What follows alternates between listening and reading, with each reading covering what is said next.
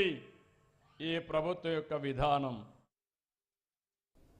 హైదరాబాద్ లో సీఎం రేవంత్ రెడ్డి మాట్లాడుతున్నారు. ఇప్పుడు లైవ్ చూద్దాం.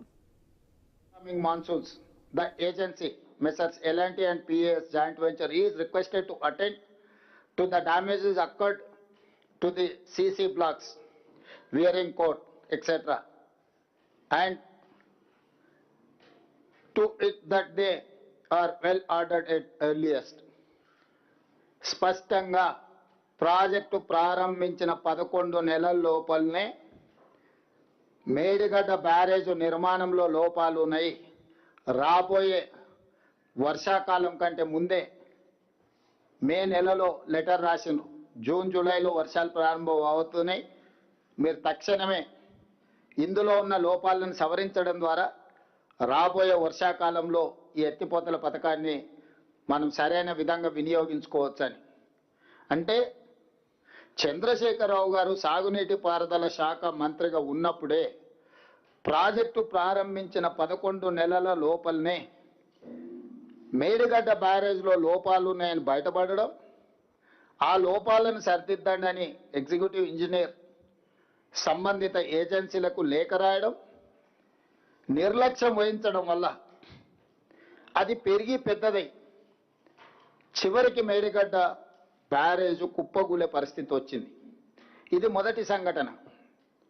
రెండవ సంఘటన జూలై 14, 2022 నాడు గోదావరిలో వరద జలాలు పోటెత్తుతే కన్నెపల్లి అన్నారం పంప్ హౌజ్లు సేఫ్టీ వాల్ మొత్తం విరిగిపోయి ఆ వరద జలాలు మొత్తం కన్నెపల్లి పంప్ హౌజ్ ముంచేసి కన్నెపల్లి పంప్ హౌజ్ కూడా పూర్తిగా దెబ్బతిన్నది. అది 2022 సంవత్సరం జూలైలో. అదేవిధంగా దాన్ని సరిదిద్దలేదు, దాన్ని రిపేర్ను పూర్తి స్థాయిలో చేయలేదు. ఇప్పటి కూడా కన్నెపల్లి పంప్ హౌజ్ 100% వినియోగంలోకి రాలేదు. 2023 అక్టోబర్ 24న ప్రాజెక్టు ప్రారంభించిన 4 ఏళ్లకే మేడిగడ్డ బ్యారేజ్ కుంగిపోయింది. అక్టోబర్ 22 నాడే ప్రాజెక్టు ఏఈ మహదేవ్పూర్ పోలీస్ స్టేషన్లో పోయి ఫిర్యాదు చేసింది.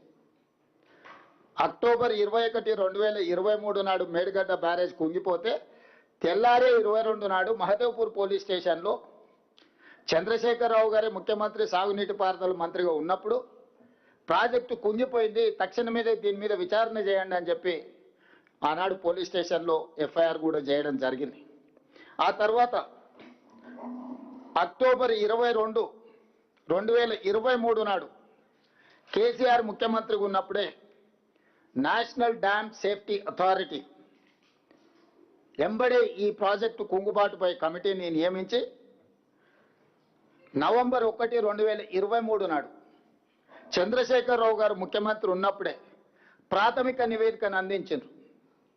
మేడిగడ్డ బ్యారేజ్లో ఉన్న లోపాలను, ప్లానింగ్లో ఉన్న లోపాలను, డిజైన్లో ఉన్న లోపాలను, నాణ్యత నియంత్రణ, అదేవిధంగా నిర్వహణ అంటే planning, designing, construction, operation and maintenance అన్నిట్లలో ఉన్న లోపాలను ఎత్తి చూపుతూ ఈ కారణాల చేత మేడిగడ్డ డ్యామ్ కుంగిపోయింది, ఇందులో ఉన్న కారణాలు అని చెప్పి క్లియర్గా ఎన్డీఎస్ఏ రిపోర్ట్ ఇచ్చింది.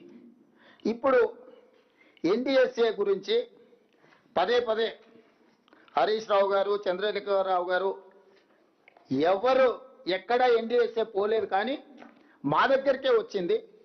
మా దగ్గరికి ఎందుకు వచ్చింది, మా మీదనే ఎందుకు నివేదిక ఇచ్చిందని ఒక వాదన తీసుకొస్తారు. ఇన్ని సంవత్సరాలలో ఎందుకు ఈ ఎన్డీఎస్ఏ ఎక్కడికి వెళ్ళలేదని. నేను ఇక్కడ పాత్రికేయ మిత్రులతో కొంత సమాచారాన్ని పంచుకోదలుచుకున్నా. కేంద్ర ప్రభుత్వం భారతదేశంలో ఉన్న చాలా డ్యాంల యొక్క నిర్మాణం